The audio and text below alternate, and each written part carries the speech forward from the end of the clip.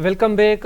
Programme के हिस्से में पाण ॻाल्हि ॿोल कंदासीं। तव्हां ये ख़बरूं यकीनन ॾिठियूं ॿुधियूं हूंदियूं ऐं वीडियोज़ भी ॾिठा हूंदा त पाकिस्तान की तारीख़ में पहिरियों भेरो कराची खां हैदराबाद रोड वसीले एक मुसाफ़िर जहाज़ के मुंतकिल किया वियो। इहो अमल असांजे माण्हुनि जे लाइ, असांजे शहरनि जे लाइ नओं हो ऐं कराची खां हैदराबाद मुंतकिली दौरान काफ़ी सारनि माण्हुनि इन ते वीडियोज़ भी ठाया ऐं इन ते सेल्फियूं भी वरतियूं, छाकाणि त इहा हुननि जे लाइ हिकिड़ी नई शइ हुई। हीअ जहाज़ दरअसल PIA जो हुयो ऐं 737 बोइंग जहाज़ हिन जो नालो आहे। 1991 में ही PIA में शामिल थियो हो ऐं 32 सालनि खां पोइ 2014 में ही रिटायर थी वियो। हिन जहाज़ के कराची खां रोड वसीले हैदराबाद मुंतकिल छो कयो वियो, इन जा कहिड़ा मक़सद आहिनि, पाण इन ते ॻाल्हि ॿोल कंदासीं। असांखे टेलीफोन लाइन ते जॉइन किया है गुलाम मुर्तज़ा साहब, पाण एडिशनल डायरेक्टर आहिनि सिविल एविएशन ट्रेनिंग इंस्टीट्यूट जा। अस्सलाम वालेकुम मुर्तज़ा साहब।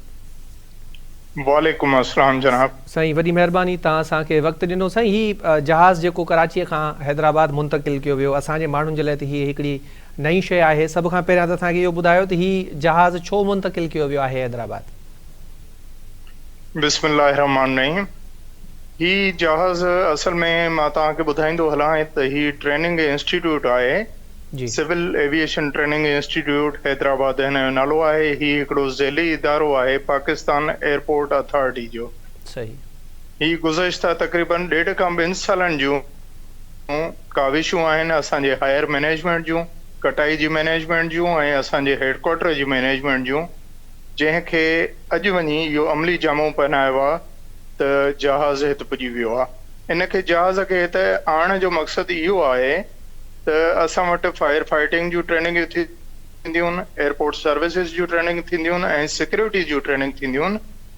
उन्हनि जे लाइ हे निहायत कारआमद हिकिड़ो ट्रेनिंग एड आहे जेको हिन में एड थियो आहे पंहिंजो कटाई जी ट्रेनिंग इंस्टीट्यूट में।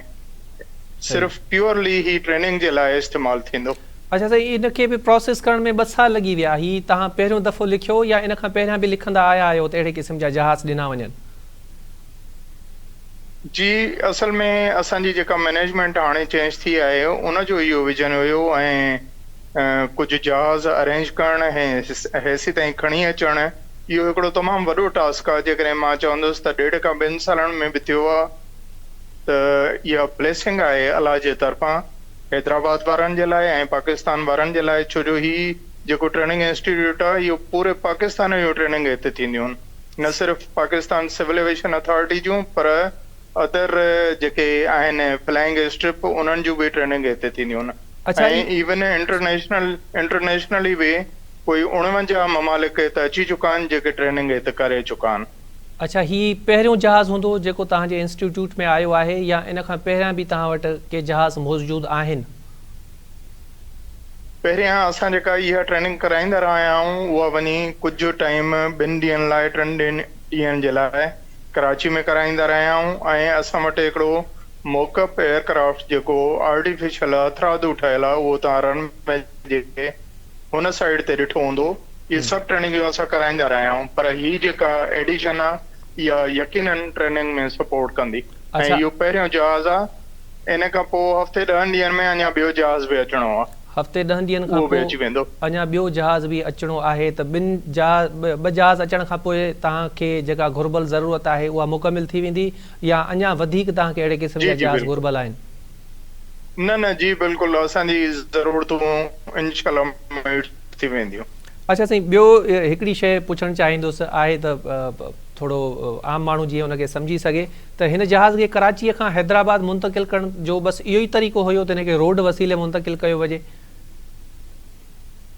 जी, मां त ॿुधाईंदो हलां त हिन जहाज़ जी उमिरि तक़रीबन 21 खां 22 साल आहे।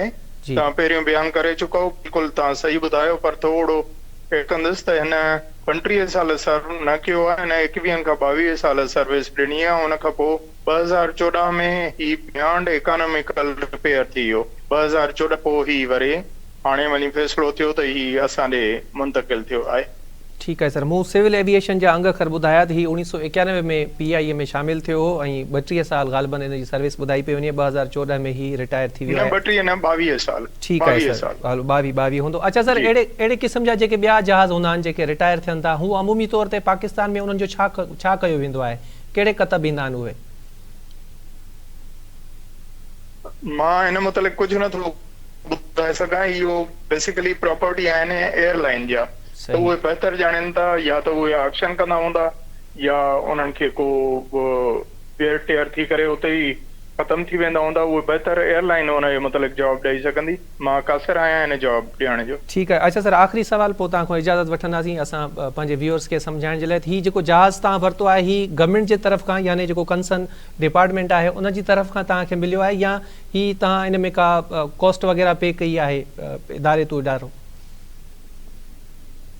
इहो असल में हीअं आहे त इहे सभु मामला जेके थींदा आहिनि उहे हेडक्वार्टर में तय थींदा आहिनि, ऐं नेगोशिएशन या करस्पॉन्डेंस जेका बि थी हूंदी, असांजो हेडक्वार्टर ऐं कंसर्न एयरलाइन जो हेडक्वार्टर उन्हनि पाण में ॻाल्हियूं तय कयूं हूंदियूं। यकीनन कंहिं टर्म्स एंड कंडीशन जे तहत इहो हिते आयो आहे।